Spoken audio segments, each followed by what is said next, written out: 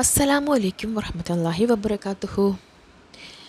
ദിക്റുകളെ കുറിച്ചാണ് ഈ വീഡിയോയിലൂടെ പറയാൻ പോകുന്നത്. മനുഷ്യൻ തൻ്റെ ശരീരം കൊണ്ട് ചെയ്യുന്ന ആരാധന കർമ്മങ്ങളിൽ ഏറ്റവും പ്രധാനമായത് നിസ്കാരമാണ്. നിസ്കാരത്തിൻ്റെ ഒഴിച്ചുകൂടാനാവാത്ത ഒരു ഭാഗമാണ് ദിക്റുകളും ദുആകളും. ദിക്റുകൾ പലവിധമുണ്ട്. അതിൽ ഒന്നാമത്തേതാണ് തഹ്ലീൽ. ലാ ഇലാഹ ഇല്ലല്ലാഹ്, അള്ളാഹു ഒഴികെ ഒരു ആരാധ്യനും ഇല്ല എന്ന വാക്യം ഉച്ചരിക്കുന്നതിനാണ് തഹ്ലീൽ എന്നു പറയുന്നത്. ഇസ്ലാമിൻ്റെ അടിസ്ഥാന ആശയമായ ഏകദൈവത്വ സിദ്ധാന്തം ഉയർത്തിപ്പിടിക്കുന്ന മഹൽ വാക്യമാണിത്. അതുകൊണ്ട് തന്നെ ഈ വാക്യം എത്ര കൂടുതൽ തവണ ആവർത്തിച്ച് ചൊല്ലുന്നുവോ അത്രയും നല്ലതാണ്. ഒരാളുടെ അവസാനത്തെ വാക്ക് ലാ ഇലാഹ ഇല്ലല്ലാഹ് എന്നാണെങ്കിൽ അവൻ സ്വർഗത്തിൽ പ്രവേശിക്കും. രണ്ടാമത്തേത് തക്ബീർ.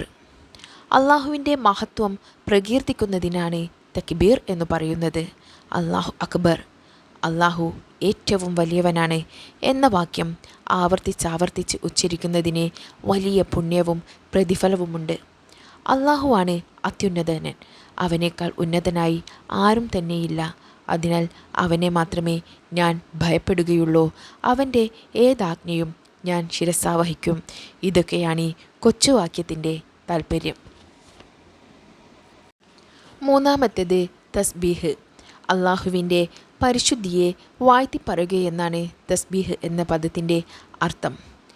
സുബ്ഹാനല്ലാഹ്, അള്ളാഹു എത്ര പരിശുദ്ധൻ എന്ന വാക്കോ ഇതേ ആശയമുള്ള മറ്റു വാക്കുകൾ ഉച്ചരിക്കുന്നത് വളരെ പുണ്യമുള്ള ദിക്റാകുന്നു. നാലാമത്തേത് ബസ്മലത്ത്. ബിസ്മില്ലാഹിർ റഹ്മാനിർ റഹീം. പരമകാരുണികനും കരുണാനിധിയുമായ അള്ളാഹുവിൻ്റെ നാമത്തിൽ ഞാൻ ആരംഭിക്കുന്നു എന്ന് പറയുന്നതിനാണ് ബസ്മലത്ത് എന്ന് പറയുന്നത്. ഓരോ സത്യവിശ്വാസിയും താൻ ചെയ്യുന്ന ഏതൊരു കാര്യവും ഈ വാചകം കൊണ്ടാണ് തുടങ്ങേണ്ടത്.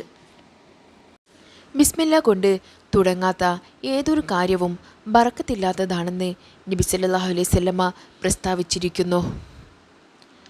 അഞ്ചാമത്തേത് ഹംദലത്ത്.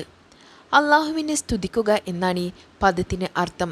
അൽഹംദുലില്ലാഹ്, സർവസ്തുതിയും അള്ളാഹുവിനാകുന്നു എന്നോ ഇതേ ആശയമുള്ള മറ്റു വാചകങ്ങളോ ഉച്ചരിക്കുന്നതിനാണ് ഹംദലത്ത് എന്ന് പറയുന്നത്. ഇതും നല്ല ഒരു ദിക്ർ തന്നെയാണ്. യഥാർത്ഥത്തിൽ സ്തുതി അർഹിക്കുന്നത് അള്ളാഹു മാത്രമാണ്.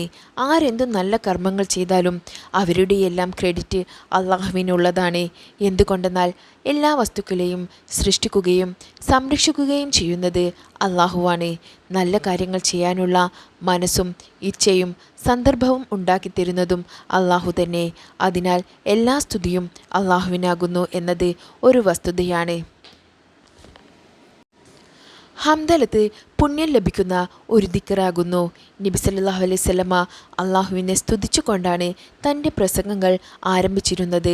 ഈ മാതൃക നാമും സ്വീകരിക്കേണ്ടിയിരിക്കുന്നു. വിശുദ്ധ ഖുർആനിലെ സൂറത്തുൽ ഫാത്തിഹയും ഹംദലത്ത് കൊണ്ടാണ് ആരംഭിച്ചിരിക്കുന്നത്. ആറാമത്തേത് സ്വലാത്തും സലാമും. നബി സല്ലല്ലാഹു അലൈഹി വസല്ലമയുടെയും കുടുംബത്തിൻ്റെയും സ്വഹാബത്തിൻ്റെയും പേരിൽ സ്വലാത്തും സലാമും ചെല്ലുകയെന്നത് അതിപ്രധാനമായ ദിക്റുകളിലൊന്നാകുന്നു.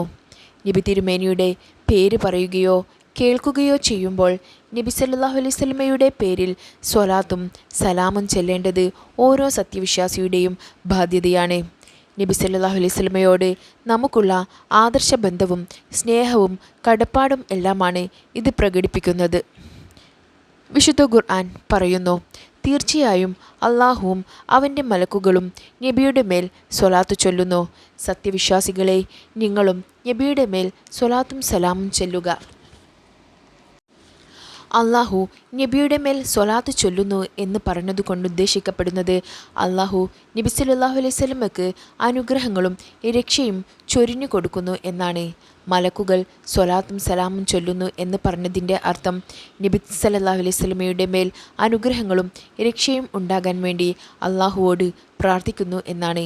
നാം നബി സല്ലല്ലാഹു അലൈഹി വസല്ലമയുടെ മേൽ സ്വലാത്തും സലാമും ചൊല്ലുകയെന്നതിൻ്റെ വിവക്ഷ നബി സല്ലല്ലാഹു അലൈഹി വസല്ലമയുടെ മേൽ അനുഗ്രഹങ്ങളും രക്ഷയും ഉണ്ടാകാൻ വേണ്ടി അള്ളാഹുവോട് പ്രാർത്ഥിക്കുക എന്നതാണ്.